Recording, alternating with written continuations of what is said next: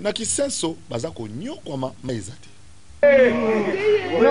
na commune ya Kisenso bandeko kokamwa na quartier Régie des Eaux yoka kombo oyo bozali komona ezali usine ya Régie des Eaux na commune ya Kisenso kasi mai problème ya kosakana te bimaka nango te bandeko ya koto bazo souffrir makasi na ba bidon 25 litres na mutu mikolo nyonso na bana mike pona koluka ndenge nini bakozwa mai ya kosokola mai pona basala misala pe balambela kasi sino bozali komona ekoma nango échantillon ya pamba matite komo bota salite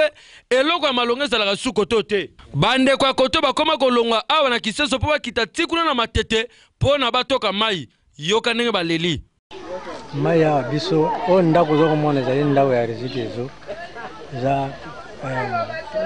efandaka mingi po makambo ya mai nde todulaka mai ya nyonso kaka Régie des Eaux mais seso mai yaka lisusu te na problème ezali ya makasi mai na courant mai ebimaka te mai pasi tosali soki mbula mobili mai ezalaka te tozokemba surtout likambo ya mai amwa eza te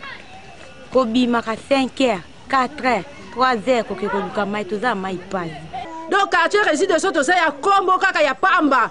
totoka mai ti kuna na sala ba débonhomme tozo somba mai ko somba bido pamba 100 francs soko za na 100 francs to kotoka mai te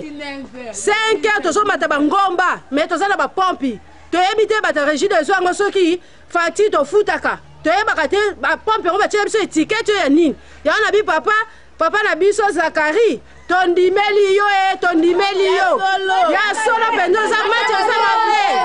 mate za mabe na Kisenso mai ezate toza na ba pompi mai ebimaka te bakonzi ya Régie des Eaux ya solo bozali na mosala ya makasi ya kopesa bakongolais nyonso mai bamela kasi bandeko ya Kisenso basengi mingi te bolukela bango ata baforage ya pamba ezala nanu koto oyo bazwaka nanu mai anatanda bino bosisa misala na bino po koto oyo yombo ya mai eleki makasi